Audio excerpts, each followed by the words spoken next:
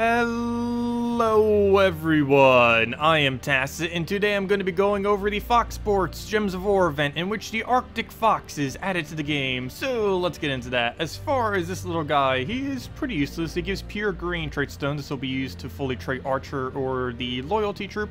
Other than that, this troop is just like the Nightmare, that one yellow that ends up creating red. This is a green that ends up creating blue in the same fashion. For every single freeze on the enemy team, it ends up getting 2 more gem spawn. And there's basically not a single instance you would ever use this in. In almost every instance, you would just use Valkyrie instead and just go on your way from there. You may notice I actually have it Mythic though. The reason for this is it is currently possible to reach 10-star and 11-star Stormheim as of today. It's actually the first kingdom to be able to naturally reach 10+ stars without having a faction, so that's pretty cool. It was also the first new kingdom ever introduced to the game a long while back. But anyways, yeah, this troop is basically useless. You would just get it for kingdom upgrades and just to own it, and that is basically it. Or for the arcane trait stone, no real other reason for that. But as I mentioned, it is possible to get Stormheim to max. This will require owning all 20 of the troops, as well as if you wanted to get to 11 stars, you have to have all 20 of them, plus you would need to have the them all leveled to 20. But as you can see here, we end up from that getting a extra HP, as well as a 0.25 higher tribute reward. So not much, but still a decent amount of extra reward. Every single extra stat can always help out. That would make Event Key somewhat okay to go for if you don't currently have Storm Shield, the mythic from that kingdom, or if you just need more troops in general to try to get it there. You could potentially try opening some, though do keep in mind nothing too over the top is really in the drop table. Mainly just Hero Fire Mantle, which is good at looping with giant teams, and Hindala, which is used as an alternative freeze troop, as well as a decent summoner, kind of like Christine X, except without board control, but with freeze. So if you want either of those two, they are available, but you would mainly only be doing it for kingdom upgrading purposes now that it can be 11-starred. Other than that, event objectives. We have a lot of bonuses for this kingdom this week. 10% to all Stormheim and 10% to all giants. That is pretty huge because nearly the entire kingdom is a Stormheim giant, which is 20% extra stats. And this also counts for the Titan hero class. So definitely a really good week to be using Titan. Really, every week is a good week to be using Titan hero class, but this one even more so now that it has 20% bonus, and it was just available last week, so most people should have it, and possibly even leveled a decent amount, if not already maxed. Other than that, we have to go kill a bunch of brown troops if you want to do this easily. You can only do it in Explorer, so that will make it even easier. Just go over to the Explorer in Kazale, go get any kind of standard team to kill it out quick. I've been using this because I keep using Titan, and since Titan is maxed, we actually don't need to use our hero in our team because we wouldn't be getting any HP anyways. So I've just been using this as a quick Sunbird, and then if that doesn't kill it out, you have the Swarm. Using Forest Guardian, both those two troops start with half mana because they are both beasts, and generally just one shot with a Sunbird, and if that doesn't work, the Mage Swarm will clean up whatever's left. He also does 2 whole instances of damages, so even if they end up resummoning off of one of their troops, it'll generally still kill it, which is one really nice thing about this synergy with the Sunbird. But yeah, you'd basically just do this, probably get it done in an hour or two, and really easy event this time around. Other than that, we have ourselves the Raids event today, or this week. This Raids has a okay troop, nothing really too over the top. Where's the thingy thing? As far as the weapon, not really anything you'd really use. It steals attack and armor from the enemy, and if the enemy is a boss, it then freezes and freezes all enemies, and then barriers all allies. It does have an okay few perks, but it's not really anything you would ever use compared to Mang or something like that, so I wouldn't really advise it. Also, Dawnbringer would be better than it if you happen to have that laying around. As far as the troop itself, it's a little bit above average. It has a 3-to-1 boost ratio based on its HP, as far as extra damage that it could end up getting. So it can hit pretty high if it needs to, and yeah, it has 20% bonus too because of the bonuses things. So it's going to be hitting pretty high, way above average compared to a normal troop. Despite this though, I am actually not using him, even though I got him to Mythic for the Kingdom and everything, which costs way too many gems. I think it costs like 1,300 or something. But even though I do have him literally maxed, I don't actually intend to use him. I'm just going to be using standard giant team. Main reason for this is this team is already one of the better teams in the game. Not like the absolute best, but it's pretty high up there. One pretty noteworthy thing about this team is until a faction comes out for this kingdom, it is the highest HP team in the entire game. Nothing has higher HP as this current moment in time, and nothing probably ever will other than the faction team, like I mentioned, whenever the faction does come around for Stormheim. But yeah, it's pretty solid.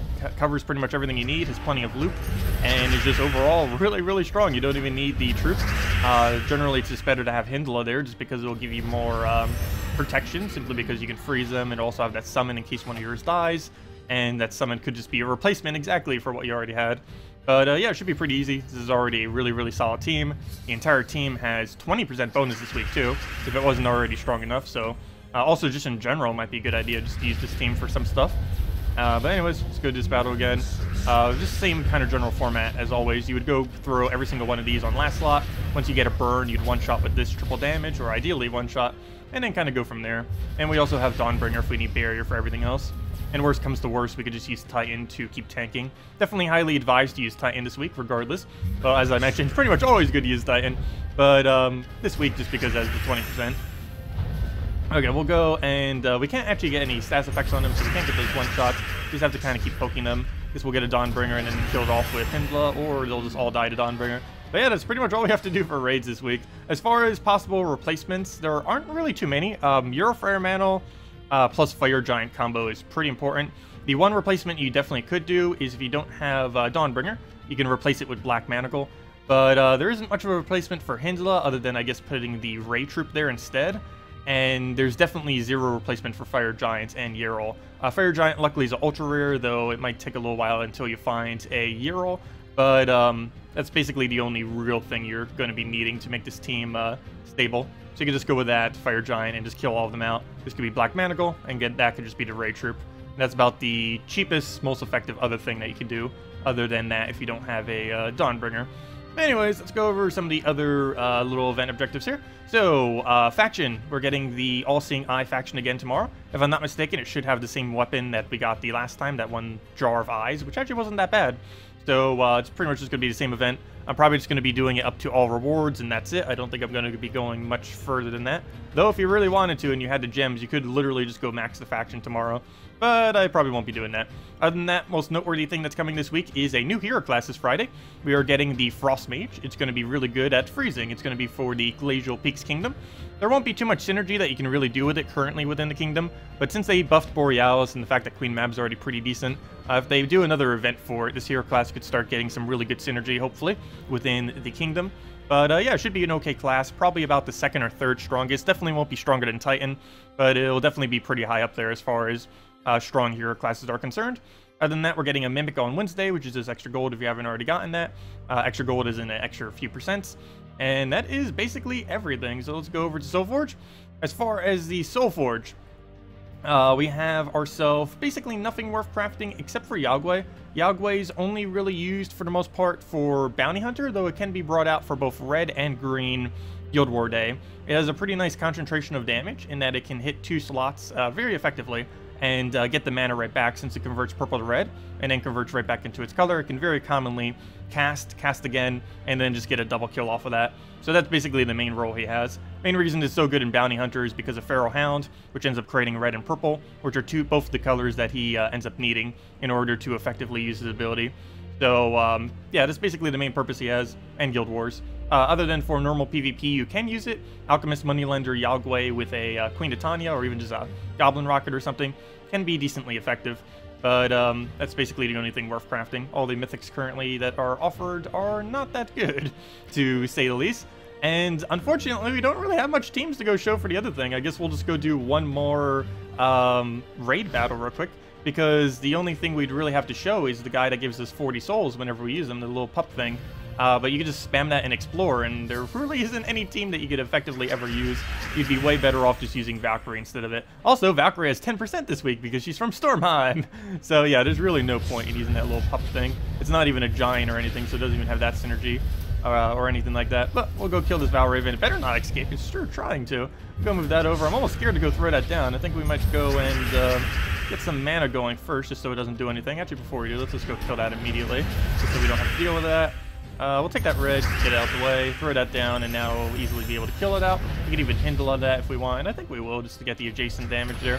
Not enough to kill, but we can just go throw a Euro at it, and then just throw everything at the boss. Yeah, really, really easy event week. Do keep in mind he does hit through Barrier, as the Zugoff always does. So Barrier will not protect against that, but that's not really the point of Dawnbringer. It's mainly to protect against the other stuff and just do damage in general. I'll move the red over. Just need to get one more hit in there if he'll even let us. He's in 1 hit range. He just won't let us have it.